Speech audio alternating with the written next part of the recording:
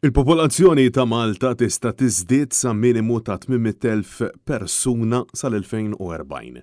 Hekk sostna l-Ministru Clyde Caruana, ex-chairperson tal-Aġenzija Jobs Plus, il-insista li hemm bżonn bidla fil-mudell ekonomiku preżenti, l-istess mudell ekonomiku illi hu kien wieħed mill-promoturi ewlenin tiegħu. Clyde Caruana fis-snin li għaddew kien jisħaq dwar il-bżonn li jiżdiedu l-ħaddiema barranin f'Malta mhux biss mill-Unjoni Ewropea iżda anke lilin. Illum fis-suq tax-xogħol tagħna għandna 43,000 ħaddiem barrani.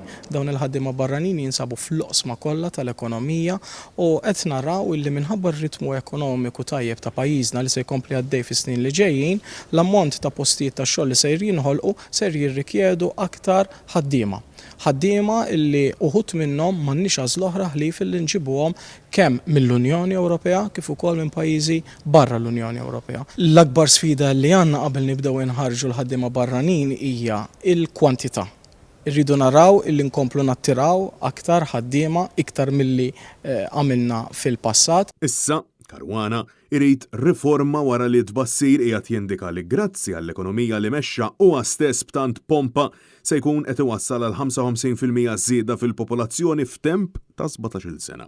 Esperti kemm il-darba spjegaw li l-akbar żball li twettaq fl-aħħar 10 snin huwa l-fatt li l-Gvern tal-Labor ma ħassibx biex jakkomoda din iż-żieda qawwija fil-popolazzjoni madwar 100,000 persuna. Dan ifisser illi t-toroq mhumiex ilaħqu ma' traffiku, is-sistema ta' drenaġġ mhux laħaq mad-domanda u s-settur tas-saħħa assolutament mhux ilaħaq ma' din iż-żieda fil-popolazzjoni bil-membri tal-Gvern għadhom bla pjan u bla soluzzjonijiet. Għalkemm, skont is-Segretarju Parlamentari Chris Bonnet, huwa qed jieħu gost b'din l-hekk imsejħa abbundanza. Il-mudell ekonomiku l-ġdid x'inhu?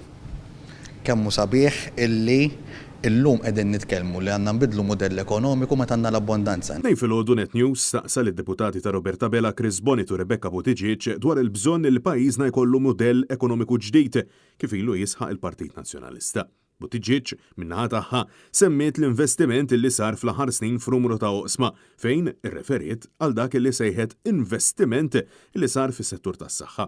Settur li spiċċa arku bteħ bil-pazjenti mitwaf kantin u librerija konvertiti fis-swali għaliex il-Gvern ma ħassibx għażieda qawwija fil-popolazzjoni għaliex minflok investa fi sptar ieħor kif dami wieħed is-snin berbaq il-mijiet ta' miljuni ta' euro minn flus il-poplu f'deals fraudolenti bl-infermieri u l-pazjenti isofru l-konsegwenzi. Insemmi l-investimenti li sar fis-saħħa fis-sistema nazzjonali tagħna għal daqstant illum qed nitkellmu dwar pass li rridu nieħdu. Ejja nitkellmu dwar ekonomija aktar ħadranija, nitkellmu dwar l-iżvilupp sostenibbli. Dawn huma diskussjonijiet li huma fuq l-aġenda nazzjonali tagħna bħalissa. Però x'investiment sar fis-saħħa, kien hemm ta' tliet sptarijiet, kien hemm dil-weda li se jkun hemm St. Luke's qed jaħdem u kull ma ħareġ frodi. Jan nistiednek tieħu din id-diskussjoni li mill-politika li x'naħar mill-aħħar mhux qed nitkellmu dwar politika partiġana, qed nitkellmu dwar is-saħħa tan-nies. Huma saħħu illi n-nies jafu x'sar fil-qasam tas-saħħa iżda kull min jaħdem f'dan is-settur u kull min huwa parti mit 8,000 persuna fil-lista ta' stennija l-operazzjonijiet li ilhom ix-xhur jistennew jafu li ċertament f'dan il-qasam il-Gvern ta' Bela falla kompletament. Is-saħħa tan-nies se tinqeda b'mod aħjar li kieku flus in-nies intużaw aħjar le? Meta wieħed iħares lej il-waiting list li kellna 10 snin ilu dak li għandna llum. 8,000 u fuqhom bħalissa. Jidher li l-investimenti li saru kemm fil-formular kif qed il-kollega tiegħi kif ukoll f'dak kollu illi jiena nistiednek saqsi lin-nies kif ser servizz tas-saħħa u kollha l-istess ħaġa ħajdulek. Il-verità hi li mir-risposti li ngħatajna jidher ċar li l-mudell ekonomiku l-ġdid tal-Gvern għadu misteru ieħor huwa biss kliem fieraħ bil-poplu wara 10 snin għadu jistenna fil-kjuwijiet, fit-traffiku u f'ambjent fgat bil-kostruzzjoni u l-ansjetà.